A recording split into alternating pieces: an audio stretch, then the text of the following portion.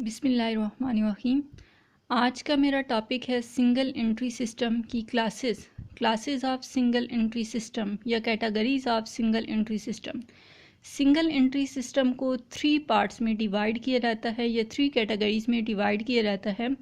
Number 1 है pure single entry system, number 2 simple single entry system and last one quasi single entry system. अब हम इसको 1 bye 1 discuss कर लेते हैं। नंबर 1 है pure single entry system. Pure single entry system ऐसा system of single entry है जिसमें पर्सनल अकाउंट्स को रिकॉर्ड किया जाता है। जस्ट पर्सनल अकाउंट्स रिकॉर्ड रखे जाते हैं।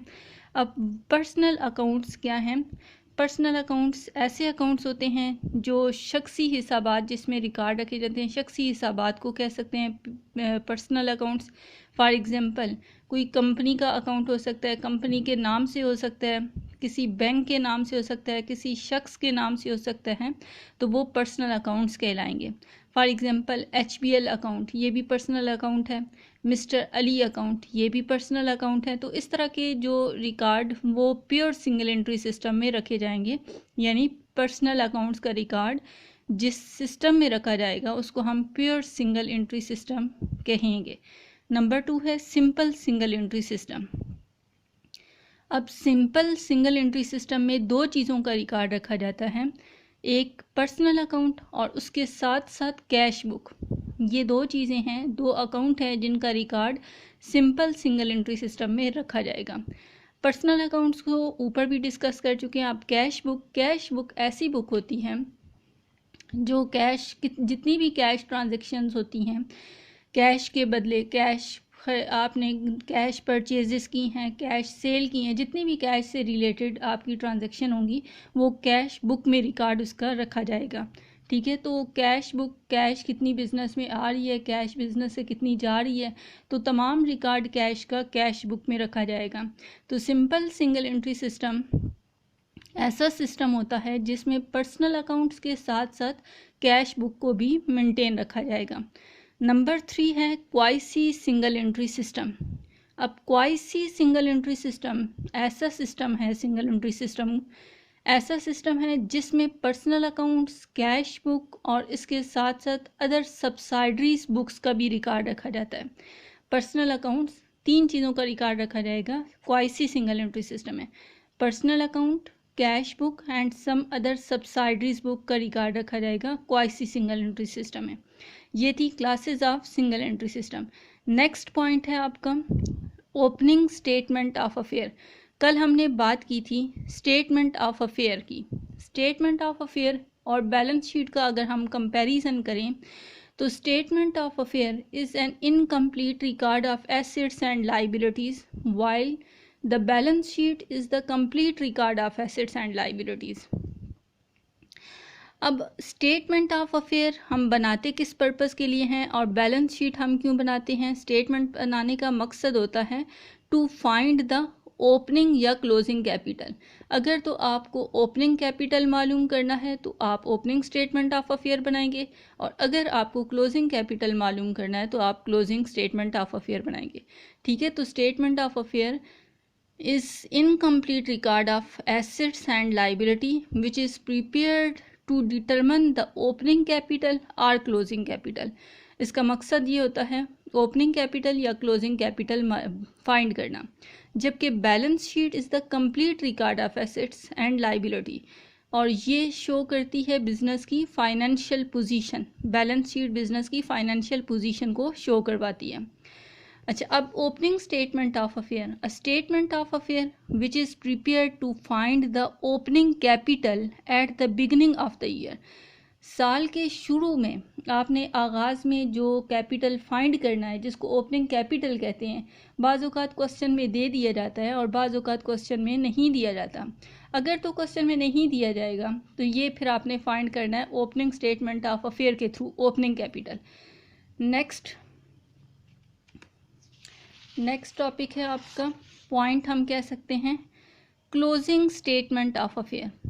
क्लोजिंग स्टेटमेंट जिस तरह ओपनिंग स्टेटमेंट ऑफ अफेयर बनाई जाती है इसी तरह क्लोजिंग स्टेटमेंट ऑफ अफेयर भी बनती है, लेकिन इसको बनाने का मकसद भी वही होता है जो ओपनिंग का होता है। उसमें ओपनिंग कैपिटल फाइंड करना होता है, इसमें क्लोजिंग कैपिटल फाइंड करना होता है।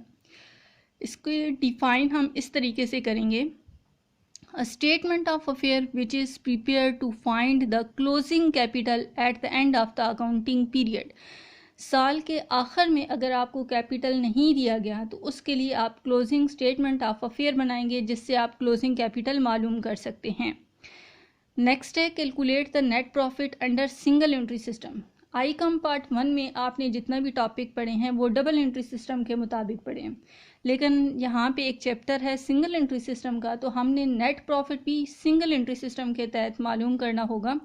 अब नेट प्रॉफिट जो डबल एंट्री सिस्टम के तहत फाइंड किया जाता है उसके लिए आप trading profit and loss account बनाते थे, लेकिन जो आप सिंगल एंट्री सिस्टम में फाइंड करेंगे नेट प्रॉफिट, उसके लिए कोई स्टेटमेंट ऐसी नहीं है, बस सिर्फ फार्मूला है जो आपने अप्लाई करना है। अब वो फार्मूला देखते हैं कि फार्मूला है क्या। सबसे पहले आपने स्टेटमेंट कुछ नाम ऊपर स्टेटमेंट लिखनी है, हेडिंग्स देनी है। हेडिंग्स में कौन कौन सी हेडिंग्स आएंगी, जिस तरह आप trading profit and loss account की हेडिंग्स देते थे इसी तरह यहाँ पे भी आप हेडिंग्स देंगे। सबसे पहले नेम आएगा। अब नेम यहाँ पे अपना नेम नहीं लिखना, बल्कि बिजनेस का नेम या उस बंदे का नाम जिसका बिजनेस है, ठीक है। सेकेंड लाइन पे लिखेंगे statement of profit and loss, और थर्ड लाइन पे लिखेंगे for the period ended on 31 दिसंबर 2000, जो भी होगा, ठीक है। यहाँ पे जो साल आपको गिवन होगा क्वेश्चन में वो लिखेंगे। अब मेन फार्मूले की तरफ आते हैं। फार्मूले में 4 चीज़ें हैं जो कि आपको ज़रूरी पता होनी चाहिए। सबसे पहले है क्लोजिंग कैपिटल।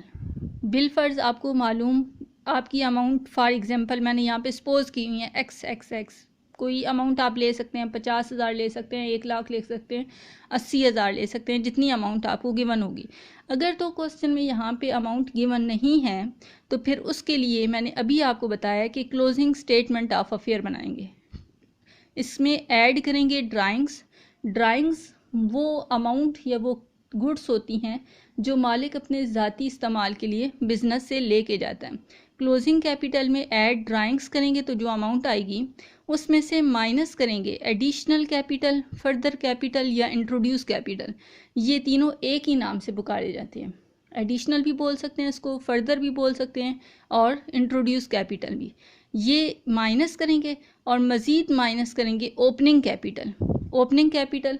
अगर तो क्वेश्चन में अमाउंट गिवन है तो आप इसके साथ अमाउंट लिख सकते हैं यहाँ पे जगह पे, और अगर अमाउंट गिवन नहीं है तो इसकी जगह आप ओपनिंग स्टेटमेंट ऑफ अफेयर बना के जो ओपनिंग कैपिटल की अमाउंट आएगी वो यहाँ पे लिखेंगे ओपनिंग कैपिटल के सामने, ठीक है। तो जो आंसर आएगा वो आपका आएगा net profit during the year, साल का आपका नेट प्रॉफिट आ जाएगा।